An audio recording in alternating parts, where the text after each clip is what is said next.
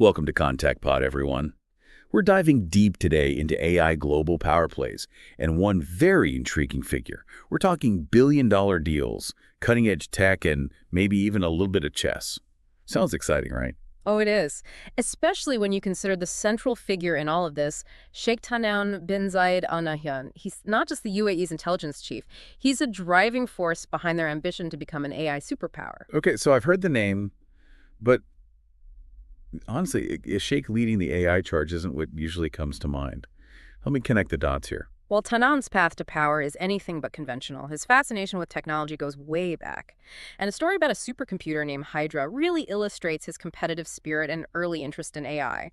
Back in the mid-2000s, Tanoun was completely absorbed in this chess-playing supercomputer considered the best in the world at the time. And get this, he actually used Hydra to dominate online chess tournaments. Hold on, he was secretly crushing grandmasters online with his supercomputer. Now that's a story you don't hear every day. It definitely highlights his ambition. But what does a chess-playing computer have to do with leading an AI revolution? It's not just about the chess, it's about what it represents. Hydra wasn't just playing moves, it was showcasing the potential of man plus machine, something Tanoun has been fascinated by for years. And as his influence grew, this fascination translated into a vision for the UAE, a vision where they become a global leader in artificial intelligence. So he went from tech enthusiast to national security advisor and controller of a $1.5 trillion empire. How does someone even gain that much power? That's where it gets even more interesting. Tanoun's rise is intertwined with the complex dynamics of the UAE's ruling family. He and his brother, the current president of the UAE, are both sons of Sheikh Zayed, the nation's founder. But while his brother took a more traditional path to power, Tanoun's journey has been a bit more unorthodox. He's been called a dilettante, dabbling in business tech and even real estate. But it's these diverse interests combined with his deep understanding of technology and security that ultimately positioned him as a key player. So not just a powerful figure, but a complex one too. But how does this all tie back to the AI race we hear so much about these days? That's a crucial question, because Tanoun's ambitions have global implications. Right now, the U.S. holds a dominant position in AI, largely due to companies like NVIDIA, who control the production of essential AI chips. These chips are like the building blocks of advanced AI systems, and the U.S. has been very strategic about who they sell them to. Because whoever controls those chips has a huge advantage, especially when it comes to developing more sophisticated AI. Exactly. So what does Tanoun do? He tries to change the game. He's been investing heavily in building massive data centers, partnering with U.S. tech giants like Microsoft and OpenAI, and even courting major financial players like BlackRock. He's essentially trying to buy his way into the AI race by creating a tech ecosystem in the UAE that can rival Silicon Valley. So from chess champion to kingmaker in the AI world, it's a pretty bold move. Yeah. But has it been working? I mean, are these big tech companies actually willing to partner with him? Well, he's definitely been making waves. Tanoun has had high-profile meetings with everyone from Elon Musk and Mark Zuckerberg to Bill Gates and even officials in the White House. He's making it clear that the UAE is a serious contender in the AI space, and they're willing to invest big to achieve their goals. That's a fascinating dynamic. Yeah. It seems like he's shifted his alliances away from China and towards the U.S. Yeah. But doesn't this partnership come with some risks for the U.S.? We're talking about a country with a history of using technology for surveillance and control. You're hitting on a very important point. The U.S.'s partnership with Tanoun and the UAE is not without its critics. There are concerns about the potential for technology leaks to China despite the apparent shift in alliances. Makes sense, especially with China's own ambitions when it comes to AI. And even beyond the risk of leaks, there's a deeper question about whether the UAE's vision for AI aligns with the democratic values. Some worry that their focus on AI might prioritize state control and surveillance over individual privacy and freedom of expression. So while Tanoun's rise is certainly fascinating, it also raises some serious questions about the future of AI and who will control it. That's the million-dollar question, isn't it? And to understand the stakes, we need to delve deeper into the UAE's history with technology, specifically their use of AI for surveillance. Now, this is where things start to get really interesting and maybe a little bit unsettling. You see, the UAE has been involved in some pretty sophisticated surveillance operations, and AI plays a big role in that. Take Project Raven, for example. It started as a program to combat terrorism initially supported by the U.S. And I'm guessing it didn't stay that way. It didn't. Over time, Project Raven evolved into a much broader surveillance operation. They were targeting journalists, political dissidents, anyone considered a threat to the state. It even involved recruiting former U.S. intelligence operatives who were drawn in by the promise of fighting terrorism, but ended up entangled in something much more ethically complex. So a program designed to combat terrorism ended up targeting individuals who were simply expressing opposing views or criticizing the government. That seems to be the case. And the methods they used were pretty chilling. We're talking spyware on personal devices, mass surveillance hardware in public places, and even allegations that they used a seemingly innocent messaging app called Totalk to collect data from millions of phones. Hold on, an app like Totalk being used for surveillance. That's disturbing. Especially since so many people use those kinds of apps for everyday communication. What kind of information were they collecting? Essentially everything. Messages, photos, location data, even call recordings. And all of this data was reportedly being analyzed by AI systems to identify anything the UAE government deemed suspicious. That's a whole other level of surveillance. Yeah. It's one thing to monitor social media posts, but to actually be listening in on people's private conversations through an app they thought was harmless? That's pretty unsettling. It is, and it highlights the dual nature of AI. It can be a powerful tool for good, but it can also be used in ways that are deeply invasive and harmful.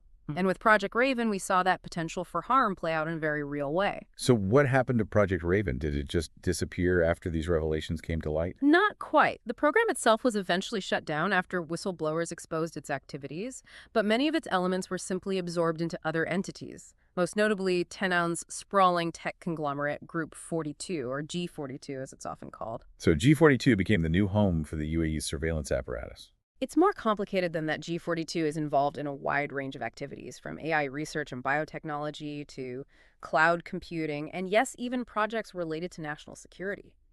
It's a massive organization with deep ties to the government and access to vast resources. So while it might not be solely focused on surveillance, there's no doubt that G42 plays a role in the UAE's efforts to leverage AI for national security purposes. Exactly. And that's where things get tricky for the U.S. On the one hand, they want to partner with the UAE to stay ahead in the AI race. But on the other hand, they have to consider the potential risks of sharing technology with a country that has a track record of using AI for surveillance and control. It's a real dilemma. And it brings us back to that central question we posed earlier. Yeah. Can the U.S. partner with the UAE on AI without compromising its own values? Precisely. And to answer that question, we need to understand Tenaun's role in all of this. He's not just a tech enthusiast, he's a master strategist who understands the power of AI and how it can be used to advance the UAE's interests. Okay, so let's talk about Tenaun's strategy. What's his endgame here? Is it purely about national security, or is there something more to it? That's a question a lot of people are asking, and to answer it, we have to look beyond the headlines and delve into the complex world of the UAE's ruling family. Remember, Tenaun isn't just the intelligence chief. He's a key member of the Al Nahyan family, the dynasty that has ruled the UAE since its founding. So we're talking about family dynamics, power struggles, and maybe even a little bit of palace intrigue. Exactly. And to understand Tenaun's motivations, we need to understand how he's secured his position within this powerful family. All right, let's unpack this family drama. How did Tenaun, despite not being the crown prince, amass so much power and influence? It's a fascinating story, and it all comes down to the delicate balance of power in the UAE. The succession process in the UAE is not as clear-cut as in some other monarchies. When Sheikh Zayed, the founding father, passed away in 2004, his eldest son, Sheikh Khalifa, became president. But Tenaun's full brother, Mohammed bin Zayed, known as MBZ, quickly emerged as the de facto ruler wielding significant power behind the scenes. So Tenaun's brother became the power broker. But where does Tenaun fit into all of this? Tenaun's path was less defined. He was seen as more of a businessman and technophile, someone with diverse interests, but not necessarily a contender for the top job. However, he was strategically positioned to control vast financial resources, effectively trading in his political ambitions for economic power. He gained control over multiple sovereign wealth funds and companies, including G42, the International Holding Company, IHC, First Abu Dhabi Bank, and ADQ, a state-owned investment firm. So he became the financial mastermind, the one who controls the purse strings. And these aren't just any companies. These are some of the biggest players in the region. Exactly. And that control gives him immense leverage, both within the UAE and on the global stage.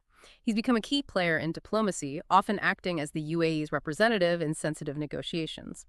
And through his control of these massive financial entities, he's been able to channel billions of dollars into the development of AI and other strategic technologies. So in a way, he's playing a long game. He might not have the official title of Crown Prince, but he's accumulated a different kind of power, the power that comes with controlling vast wealth and cutting-edge technology. That's a very astute observation. And it's this unique position of power that makes Tenon such a fascinating figure. He's not just a businessman, he's not just a spy master, and he's not just a member of the ruling family. He's all of these things and more. And his ambition, combined with his deep understanding of technology and finance, makes him a force to be reckoned with. So we've got this complex figure at the helm of a nation that's pouring resources into AI, a technology with the potential to reshape the world as we know it. It's a pretty heady mix. But the big question remains, what does it all mean for the U.S.? What are the stakes of this partnership, and are there any red flags we need to be watching out for? It feels like we're standing at a crossroads with this powerful figure driving the UAE's AI ambitions and the U.S. trying to navigate this complex partnership. Are there any specific risks or red flags that stand out to you? Well, one immediate concern is the potential for sensitive technology to end up in the wrong hands. Even though the UAE has seemingly distanced itself from China, there are still worries about technology leaks. Remember, China has its own aggressive AI agenda, and acquiring advanced U.S. technology would be a huge win for them. So even with this shift in alliances, the U.S. can't completely ignore the risk of China benefiting from their partnership with the UAE. Exactly. It's a delicate balancing act. The U.S. needs allies in the AI race, and the UAE, with its resources and strategic location, is a valuable partner. But they also need to be cautious about what technologies they share and how those technologies might be used. It's like they're trying to walk a tightrope between collaboration and competition, all while keeping an eye on a potential rival. That's a great analogy. And it highlights the complexity of this whole situation. It's not just about technological advancement, it's about geopolitics, economic interests, and even ethical considerations. Speaking of ethics, that's another big concern, right? I mean, we've talked about the UAE's history with surveillance.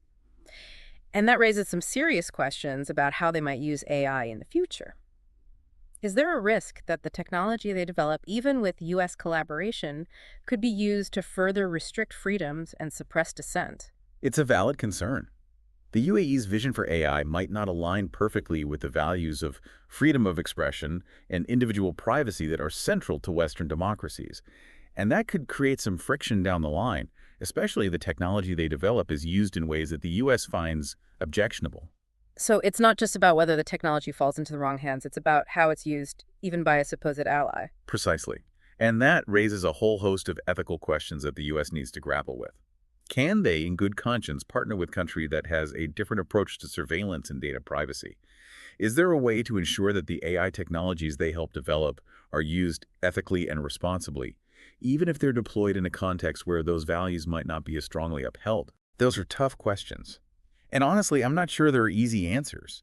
It feels like we're entering uncharted territory with powerful technologies being developed in a world where the rules and ethical guidelines are still being written. That's a great way to put it. We're in this liminal space where the potential of AI is immense, but so are the risks. And the decisions we make today about who we partner with and how we develop these technologies will have far-reaching consequences. So where do we go from here? What are some potential scenarios that might unfold in this complex AI landscape? Well, one possibility is that we see a deepening of the divide between different visions for AI. On one side, you might have countries like the US and its allies who, at least in theory, are committed to developing AI in a way that respects democratic values and individual rights. On the other side, you might have countries like China and perhaps even the UAE who prioritize state control and are willing to use AI in ways that might be considered intrusive or even oppressive by Western standards. So a kind of splintering of the AI world with different regions developing and deploying the technology in ways that reflect their own values and priorities. Exactly. And that could lead to a situation where the benefits of AI are not evenly distributed, with some countries leveraging the technology to enhance their power and control, while others struggle to keep up or find themselves at a disadvantage. It's a sobering thought. But is there any chance for a more optimistic scenario? Could we see a more collaborative approach where countries work together to establish global norms and ethical guidelines for AI development? It's certainly possible. There are already ongoing efforts to create international frameworks for AI governance, and organizations like the United Nations are playing a role in those discussions. But it's a challenging process, with different countries having different priorities and perspectives. It's like trying to herd cats. Yeah. Getting everyone to agree on a set of rules for something as powerful and potentially disruptive as AI. It's a good analogy. And it underscores the importance of engaging in these conversations now, before the technology advances even further and the stakes become even higher. We need to be thinking of the long-term implications of AI, not just the immediate benefits or risks. So it's a call to action. Right. For policymakers, researchers, and really anyone who cares about the future of our society, Yeah. we need to be having these conversations, pushing for ethical guidelines and making sure that AI is developed in a way that benefits humanity as a whole, not just a select few. Absolutely. And it's not just about governments and large institutions. Individuals have a role to play too. We need to be informed about AI, how it works, and its potential impact on our lives. We need to be asking questions, demanding transparency, and holding those in power accountable for how they develop and deploy this technology. This has been an incredibly insightful deep dive. We started with a chess-playing supercomputer and ended up exploring the complex intersection of AI, global power, and the ethical challenges of this rapidly evolving technology. It's clear that we're just at the beginning of this AI revolution, and the choices we make now will have a profound impact on the world we create. I couldn't agree more. The future of AI is not predetermined. It's up to us to shape it in a way that benefits all of humanity. Thank you for joining us on Contact Pod today for this deep dive into the world of AI and its implications. Don't forget to like this video and subscribe to our channel for more insightful explorations of the forces shaping our world. Until next time, stay curious.